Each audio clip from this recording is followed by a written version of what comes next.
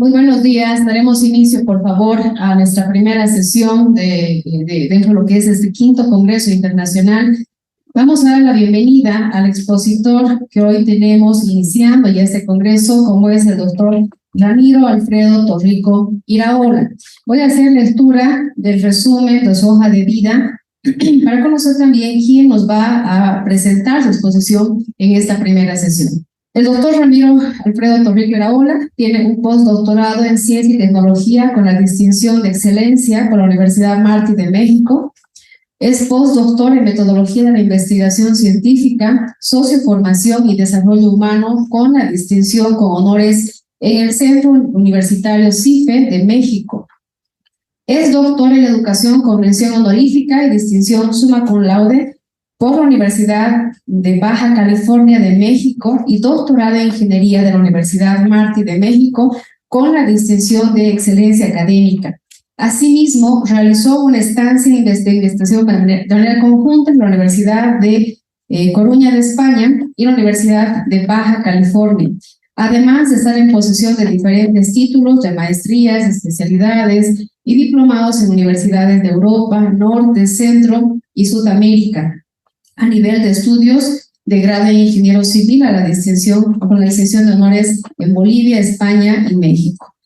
A lo largo de su trayectoria académica y profesional se le otorgaron varias distinciones y reconocimientos, entre ellos destacar la distinción como académico honorario por la Academia Nacional de Historia y Geografía, UNAM, Universidad Nacional Autónoma de México, reconocimiento por aportar a la vinculación de la investigación académica, otorgado por el doctor Roberto Hernández Sampieri y la Universidad de Celaya de México. Reconocimiento por aportar a la vinculación académica e investigación entre las universidades de Latinoamérica por la Universidad de Celaya. Distinción, laureles profesionales en el grado de Gran Cruz, otorgado en el Colegio de Licenciados en Administración del Perú.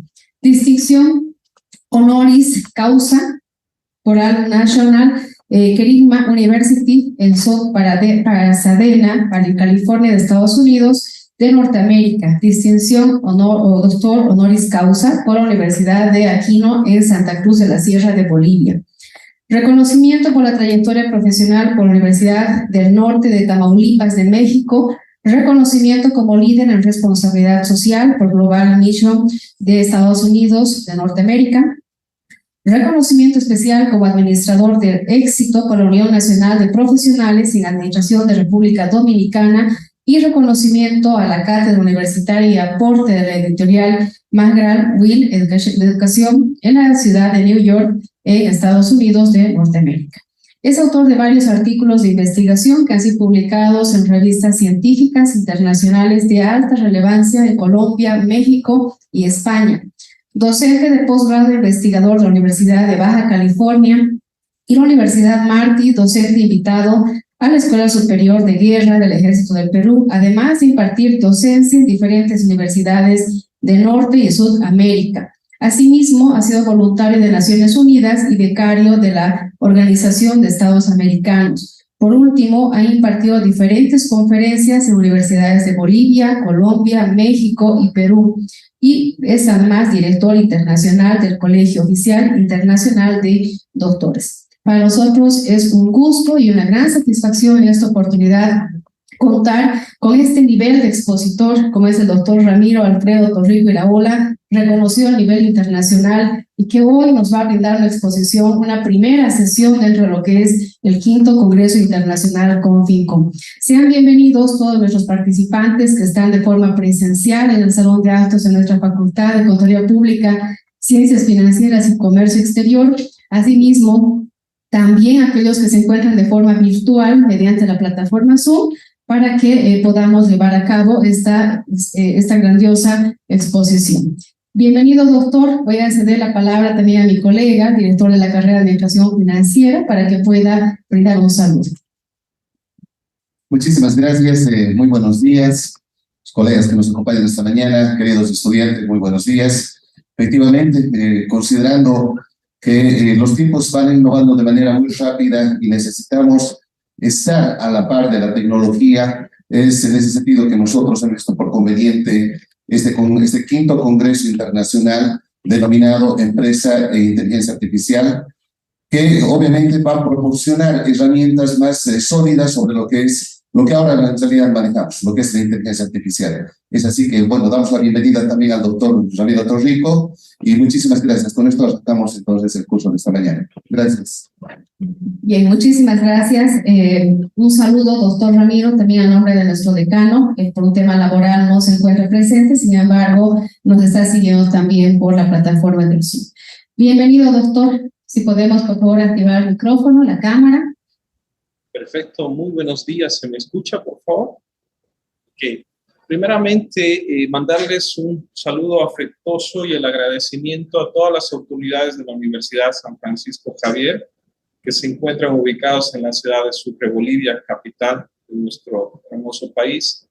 Realmente para mí es un placer poder saludarlos a todos ustedes y me disculpo, a lo mejor me hubiera tocado estar con todos ustedes en el auditorio de forma presencial, pero estoy en tránsito hacia un viaje al exterior, entonces ha sido un poquito difícil poder estar el día de hoy con todos ustedes. Realmente la Universidad de San Francisco Javier, permítame comentarlo, hay parte de sus miembros docentes y del cuerpo académico que son parte de la Academia Nacional de Geografía, que está patrocinada por la UNAM y que he tenido la oportunidad de poder compartir con algunos de ellos allá en la Ciudad de México, ¿no? Entonces, realmente ahora se me hace la oportunidad, pues, de poder saludarlos, y en especial a la doctora Irlanda España, pues, quien es el nexo para poder estar el día presente. Muy agradecido, doctora, y para mí va a ser un placer poder compartir el día de hoy y a toda la comunidad estudiantil. Muy bien. La iniciativa es, pues, el Congreso Internacional COFICON, ¿sí? Y dentro de la invitación, evidentemente, la temática viene a ser la empresa y la inteligencia artificial. Bueno, hoy les voy a presentar acerca de lo que viene a ser el conocimiento, pensamiento y lenguaje. Esta investigación ha sido desarrollada en el Centro de Investigación de la Universidad Martí, en el estado de Veracruz, de los Estados Unidos mexicanos, ¿no? Entonces les voy a compartir parte de esta experiencia y obviamente inmersa a lo que viene a ser su temática del Congreso como tal.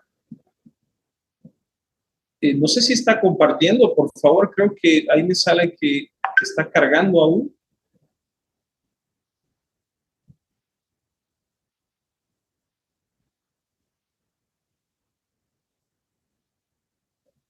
¿Logran observar la presentación? Si me pueden dar el retorno, por favor.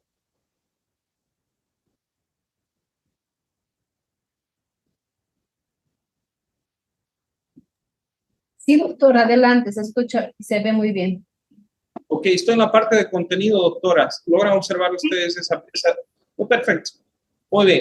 Entonces, dentro del contenido vamos a desarrollar lo que es pensamiento, conocimiento, pensamiento, lenguaje, y he agregado una parte que entiendo que va a ser de su interés, que es inteligencia artificial versus conocimiento, pensamiento y lenguaje. Dentro de lo que viene a ser conocimiento, ustedes pueden observar ahí una lámina, ¿sí? Esta lámina básicamente recoge dos partes. Si ustedes ven una línea segmentada, ¿sí? Esta línea segmentada me muestra lo que viene a ser un mundo interior y la otra parte que viene a ser el mundo exterior. Dentro de este mundo exterior, básicamente es todo lo observable. Hoy en día se dice que la ciencia, ¿sí? Parte de toda la observación básicamente de la parte fáctica, de esa parte material. Vale decir que tenemos una parte que es formal, que la ciencia como tal hoy en día a través del método científico pues no logra todavía aún desarrollarlo por la misma complejidad. Entonces básicamente todo el conocimiento se genera o que se genera es a partir de este mundo exterior. Un mundo exterior que obviamente muchos autores lo denominan como sujeto y objeto. Dentro del objeto vendría a estar este mundo exterior y como sujeto vendría a estar cada uno de ustedes como investigadores. Ahora bien, hay un primer momento, ¿no? En toda investigación, no nos olvidemos que el conocimiento viene a ser ya la parte resultante de la investigación como tal. Entonces, este primer momento ocurre a partir de ¿dónde? De una aprehensión. ¿Sí? Una aprehensión, pero si ustedes observan, Es una aprehensión que viene seguida de una letra H. Entonces, ¿qué quiere decir esto? Básicamente lo que hace el cerebro es ir capturando imágenes de esta realidad. ¿Hacia dónde? Hacia un conocimiento directo o inmediato, lo que se conoce como saber. ¿Ok? Y este saber va de la mano con algo que es muy importante en todos nosotros, que es el sistema de creencias o la parte de la conciencia. Esa parte de la conciencia o la parte de la creencia es la que nos dice si es verdad o es falsedad. Pero fíjense esto, a partir de lo que yo pienso o de lo que yo creo que es verdad o lo que yo creo que es falsedad. ¿Sí? Hasta ahí básicamente entra una parte subjetiva. Y la subjetividad dentro de lo que viene a ser la investigación científica y generación de conocimientos, pues no aporta nada en un primer momento. ¿Sí? Quiero puntualizar ese aspecto. No te aporta, pero sí te permite determinar si lo que estoy captando de esa realidad es una verdad o en su caso es una falsedad. Muy bien. He adquirido este conocimiento de forma directa o este conocimiento de forma inmediata, es parte de mi saber. Y también me falta una siguiente etapa o un siguiente momento, que es el conocer. Que a través de ese conocer es un conocimiento netamente personal, un conocimiento, ¿sí?, que se apoya en lo que es la información, la memoria, la parte cognitiva y la inteligencia. Fíjense, aprehensión, conocer, saber, aprender. Son dos momentos que ocurren tanto en la parte exterior y en la parte interior de quién, del sujeto o esta persona, por así decir, pensante, ¿sí? Que tiene un sistema de creencias, tiene una conciencia que le dice que ese conocimiento es verdadero o es falso, pero en ningún momento ha sido probado, confirmado o verificado. Pero sí ya generó un conocimiento, ¿sí? Es un conocimiento general a partir de la subjetividad que muchos autores lo dominan incluso dentro de lo que es el aprendizaje significativo, dentro de lo que vendría a ser los conocimientos previos que a partir de la comparación voy validando. Pero no es un conocimiento científico. Es muy importante aclarar ese punto. Es un conocimiento, pero no científico. Muy bien. Conocimiento y pensamiento. Ahí ustedes tienen un sistema un poquito más completo de lo que acabo de mencionar. Hace un momento mencionábamos de que esta aprehensión viene a ser esa acumulación de representaciones, ¿sí? Que en cierta manera pueden conservarse o no dentro de lo que viene a ser este saber. Ahora, ¿qué es lo que busca en realidad a partir del aprender? Busca captar toda esa trascendencia en la mente, ¿no? Que está básicamente instaurada o inmersa en lo que viene a ser estas etapas anteriormente mencionadas. ¿Qué quiero aclarar en este punto? Es muy importante precisar que para que ocurra un saber, necesariamente tiene que partir de este sistema de creencias o de este sistema de la conciencia. Pero la creencia y la conciencia no requiere el apoyo de este saber. Me explico nuevamente. El saber, para que ocurra como tal, requiere apoyarse en esta parte subjetiva. Fíjense la importancia, o sea, no necesariamente la excluyo, en un primer momento la incorporo. Pero ¿qué es lo que pasa? Hay muchos investigadores que se circunscriben sobre esta parte subjetiva e inician y básicamente dan paso a todas sus investigaciones a partir de lo que ellos creen que es verdad o en su caso es una falsedad. Entonces, básicamente eso no es objetivo, sino es subjetivo. Para un primer momento del conocimiento, que es el directo o el inmediato, sí es válido, porque necesito partir de algo en concreto y ese algo en concreto viene a ser esta parte subjetiva. Pero ahora, este aprendizaje, miren, tengo un conocimiento personal, tengo un conocimiento directo e inmediato. Todo ello se conoce como enunciado. Tanto el problema de investigación el objetivo, la hipótesis, objetivos específicos son enunciados. Nosotros en investigación formulamos enunciados. ¿Qué son enunciados? Fíjense, los enunciados, ¿sí?, son verdades que no necesariamente son falsedades y tampoco son falsedades. ¿Por qué? Porque tampoco se han comprobado que son verdades. Y fíjense en la dicotomía o el bucle que se puede generar a partir de ello. Entonces, ¿quién tiene que intervenir? Básicamente interviene lo que se conoce como la lógica.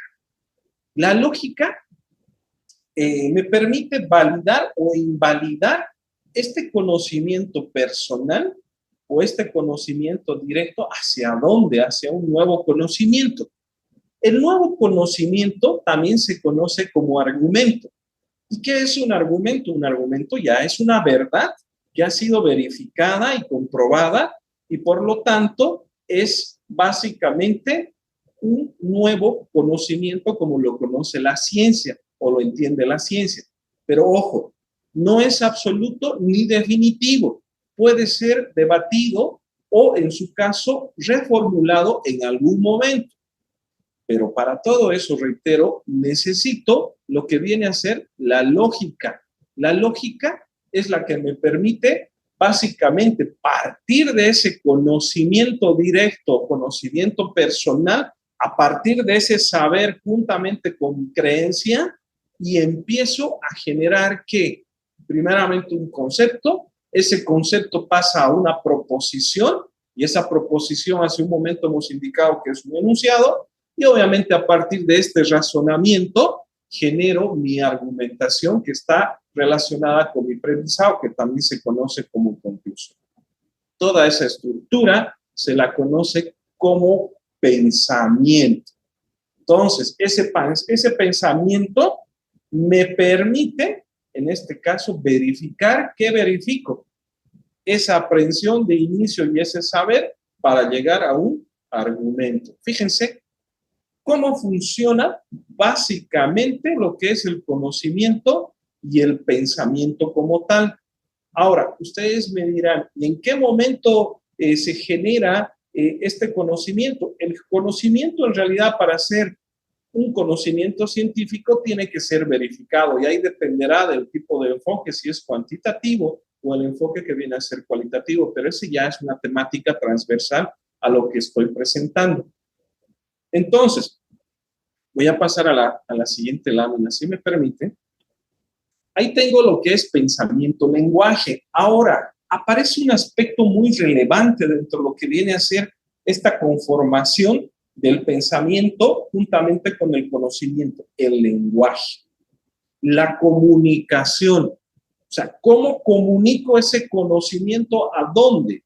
Normalmente tenemos dos tipos de escenario. Un primer escenario que es la comunidad científica, que todos son expertos en la temática, y tenemos una comunidad, por así decirlo, general, que no necesariamente están inmersos en el desarrollo científico, en las investigaciones, pero sí les interesa adquirir o, en su caso, enterarse de esta información.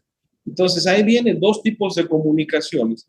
La comunicación escrita para esta comunidad en particular y específica, y una comunidad básicamente que se la conoce a través de la divulgación científica. Se genera esta divulgación a partir de una estructura, pero no necesariamente está dirigida hacia el público.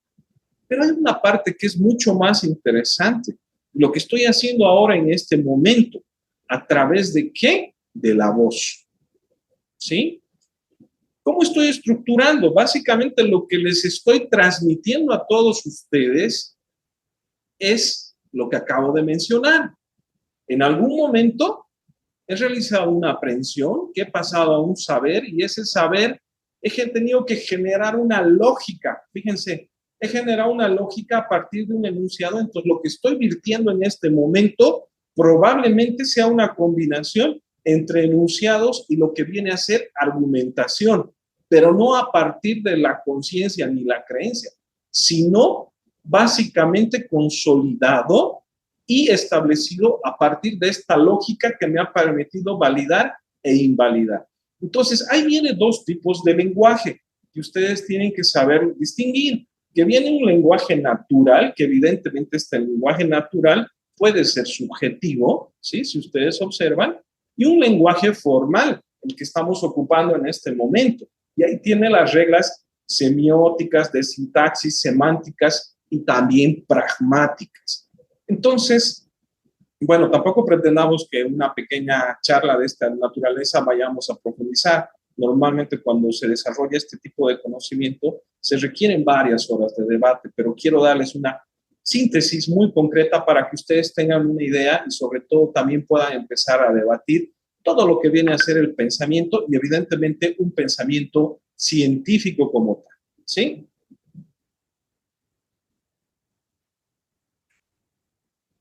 Se plantean básicamente 7 tesis. Estas tesis, ¿por qué se generan? En realidad lo propone Mario Buchen por el tema de lo que es realidad y realismo. La ciencia habla de una realidad y Mario Buchen habla de un realismo que lo vamos a revisar en algún momento. Y si ustedes observan, he podido ir ubicando cada una de estas tesis en un momento determinado a partir de este pensamiento que se va a generar el conocimiento y obviamente su última etapa que viene a ser la comunicación a partir de lo que se quiere, en este caso, comunicar, valga la redundancia. Por ejemplo, la semiótica es un nivel metalingüístico, vale decir, donde se estructura el lenguaje. Luego tengo un nivel lingüístico que también está relacionado con parte de lo que viene a ser esta estructura del lenguaje. Luego un nivel lógico, bueno, también tengo un nivel psicológico, ¿sí? Aquí los tienen, un nivel psicológico. Y bueno, básicamente también hay uno que viene a ser el ontológico. Y voy a ir mencionando también lo que viene a ser el óntico.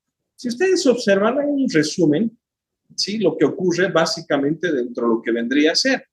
Dentro de la parte interna del sujeto, en este caso el investigador, ocurre que los saberes, la conciencia, el pensamiento. ¿A partir de dónde? De la observación de una realidad, o sea, de un hecho en concreto, una cosa, un objeto, que viene a ser materia. Y esta materia, pues, es estudiada por el nivel ontológico, ¿sí? Y el nivel óntico, básicamente, está relacionado con la realidad. Ahora, y ustedes se preguntarán, ¿este saber, conciencia y pensamiento se relacionan con otros puntos? Sí.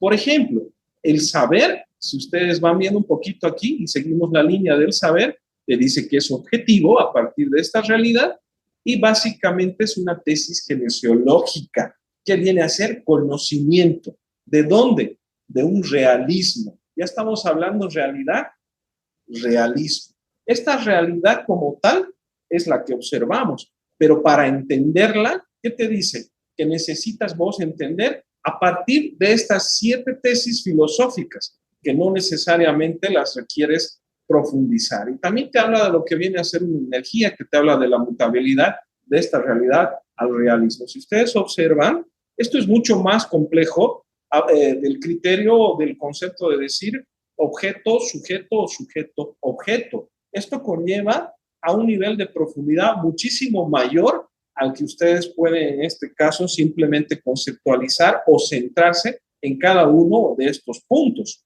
Ahora, por ejemplo, esta conciencia y creencia está relacionado con qué, incluso con la tesis moral, hechos y principios morales. Lo que les hablaba a un principio, ese sistema de valores, ese mi sistema de creencias que me dice, ¿es verdad o es falsedad? O lo que normalmente conocemos básicamente, lo que para mí puede ser verdadero, para ti no necesariamente es verdadero. Entonces, imagínense si la ciencia se basaría en la subjetividad, pues sería un caos. Entonces, necesita ser objetiva. Y esa objetividad se consigue a través del método científico. Y reitero, el método científico está relacionado con ¿quién? Con las ciencias fácticas, con la ciencia material, con esa ciencia que observa, en este caso, el objeto de estudio que va a desarrollar. Y evidentemente el saber, dentro de lo que viene a ser la inteligencia y la parte cognitiva,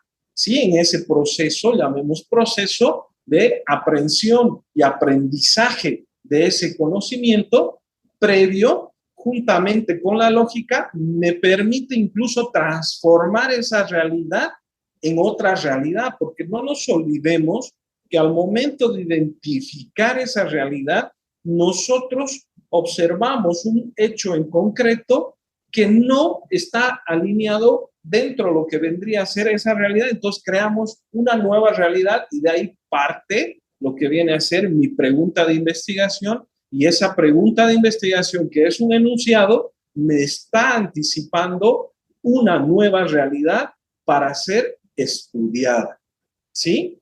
Ahora, también está la tesis metodológica, práctica y ontológica. Esta tesis ontológica es muy interesante porque te dice que indistintamente del sujeto, ¿sí?, el mundo exterior existe, a diferencia del sujeto sin el mundo exterior. Entonces, estos ya son debates epistemológicos mucho más complejos que en realidad no vendrían al caso.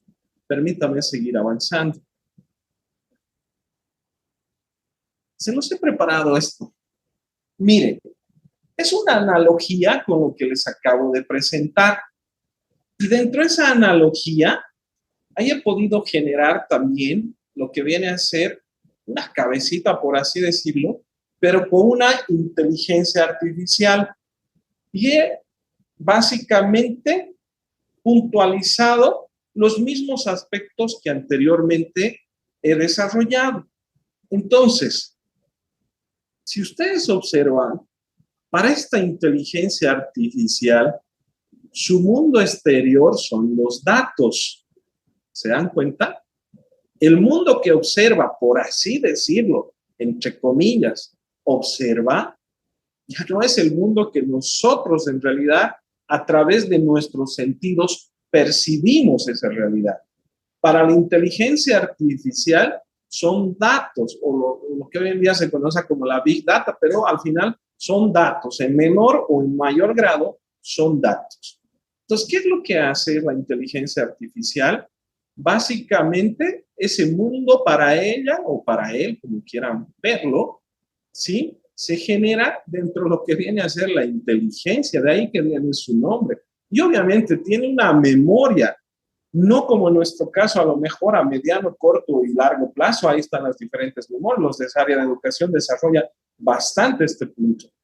¿Qué es lo que tiene? Básicamente, información.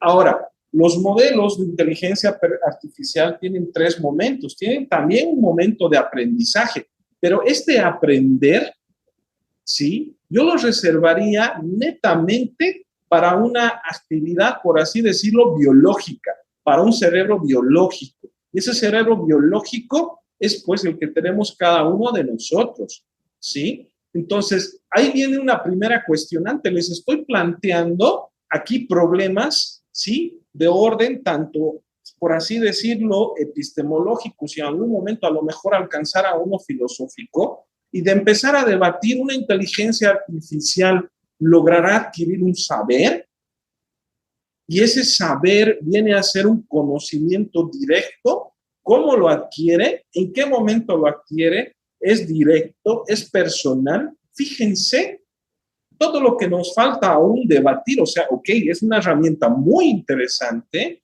que evidentemente nos facilita muchas partes, en cierta manera, de búsqueda de información y todo lo demás. Seguramente los expertos ya lo darán, pero desde la perspectiva de esta presentación debemos empezar a cuestionar ese saber de esa inteligencia artificial.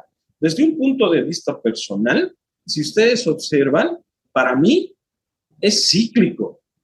O sea, vale decir que ese es su mundo exterior de esta inteligencia artificial, son datos.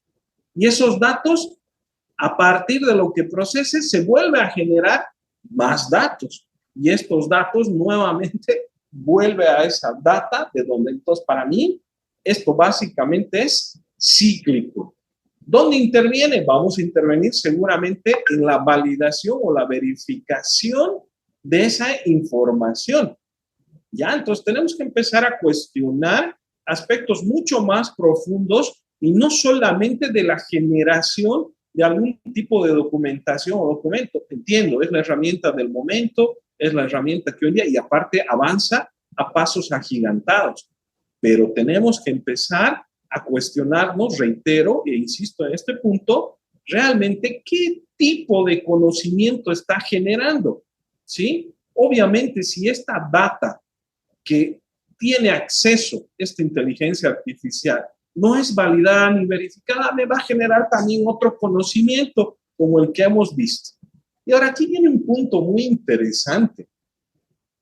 Sabemos que evidentemente no tiene conciencia, pero ¿será que hay un sistema de creencias que le permita a la inteligencia artificial saber qué es verdad o qué es falsedad?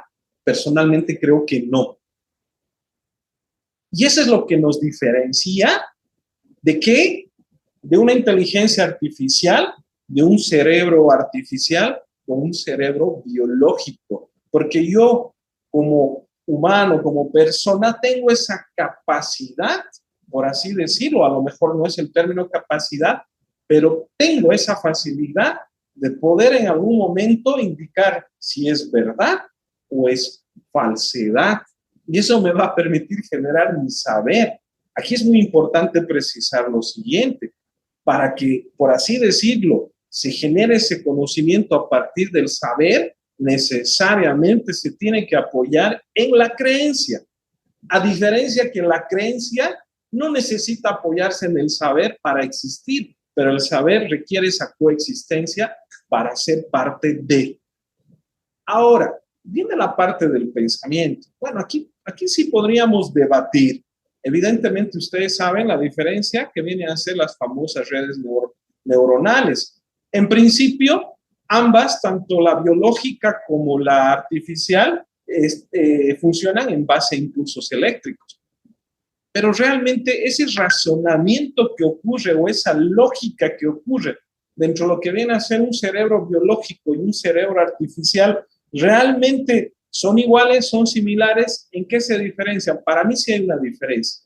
Y esa diferencia sigue siendo esa subjetividad, aunque no crean, y suena un poquito extraño decirlo, esa subjetividad nos permite que cuestionarnos y preguntarnos acerca de esa realidad que observamos, a diferencia de una inteligencia artificial que sí va a tomar a partir de los prompts o a partir de la información que ustedes les dan o cómo la eduquen esa inteligencia artificial, seguramente va a haber un pensamiento, pero dudo mucho que sea un pensamiento biológico, es un pensamiento artificial en función a la línea de comandos que le pueda dar o en su caso a partir de cómo sea concebida. Pero en definitiva, es muy importante revisar estos aspectos. ¿Por qué? Porque seguramente una inteligencia artificial puede generar el conocimiento mucho más rápido que un cerebro biológico, ¿sí? Pero ese conocimiento realmente es válido, es verificable, ha aportado a la ciencia o simplemente porque es tan grande este mundo de conocimiento que a lo mejor sí alguien ya dio la respuesta, pero como esta información es amplia, no la hemos podido nosotros llegar a lecturar, pero sí la inteligencia artificial, porque tiene un fácil acceso a todos esos datos, pues lo puede hacer. Muy bien. Ahí tenemos el cerebro biológico. ¿Qué hace un cerebro biológico? Ya lo hemos visto anteriormente. Este cerebro biológico revisa esta realidad, revisa este mundo exterior, ¿sí? Pone a prueba los hechos. ¿Y qué es lo que hace? Nuevamente, saber, creencia, pensamiento. Y a través del lenguaje formal, lo que les mencionaba anteriormente, comunica nuevamente que este proceso en las etapas, escuchen bien, epistemológicas, ¿sí? Que estudia el origen, validez y trascendencia de ese pensamiento, se ha generado un nuevo conocimiento. Y ese producto que se conoce como nuevo conocimiento es lo mismo que decir argumento. Vale decir, es una verdad. Entonces, el investigador apoyado inicialmente en su subjetividad, que ha pasado una objetividad y esa objetividad ha hecho prueba de los hechos, verificado por una comunidad, les estoy hablando del método científico, todo lo que es un método científico, puede decir que ha generado un nuevo conocimiento. Pero fíjense todas estas etapas. Evidentemente, para el mundo en el que vivimos, a lo mejor es muy lento. Esto toma tiempo, no es inmediato. Y sí, ahí les podría decir que esta inteligencia artificial lo puede hacer muchísimo más rápido que un cerebro biológico, por así decirlo. Pero ahí tenemos que cuestionarnos y hacernos las preguntas. ¿Realmente ese conocimiento es un conocimiento científico? ¿Tendremos que darle alguna denominación particular? Sí, hoy en día se habla, ¿no?, de los papers, se habla de libros que son escritos con inteligencia artificial, pero reitero, ¿de dónde tomas información? No es que sale de la nada, esa información es la que nosotros, los investigadores, vamos en este caso aportando dentro de ese mundo vasto de información o la data de información, y lo único que hace la inteligencia artificial es tomar esta información, procesarla, ¿sí? La procesa y obviamente en base a esa información te genera nuevamente nueva información. Yo preferiría llamar nueva información. Evidentemente tiene una capacidad de almacenamiento muchísimo mayor, ¿sí? ¿Por qué? Porque tiene una infraestructura en la cual puede acceder muchísimo más rápido, ¿no es cierto?, a esa información. Pero creo yo que debemos cuestionarnos algunas partes que son muy importantes y que las acabo de mencionar. ¿Por qué? Porque nos puede llevar a un sesgo de conocimiento. O sea, vale decir, generar un conocimiento que a lo mejor no es un argumento, simplemente es un enunciado. Ahí podríamos incluso acuñar el término de un enunciado artificial.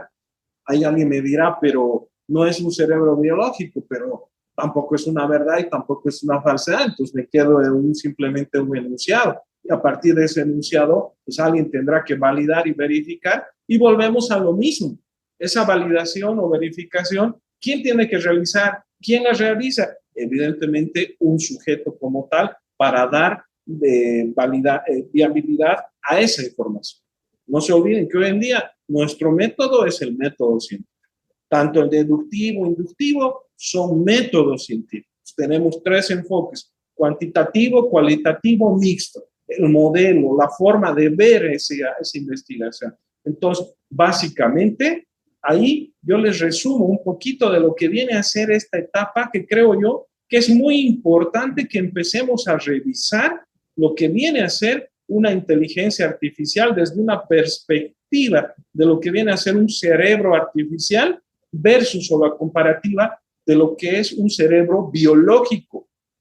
A lo mejor tienen similitudes, ¿sí?, muy particulares cada uno de ellos, pero también hay diferencias que evidentemente hacen que unos tengan características propias que los otros. Y obviamente la forma de cómo se concibe ese conocimiento, pues nos va a permitir a nosotros poder adentrarnos más y conocer realmente qué es lo que estamos observando en este momento y qué es lo que se está generando.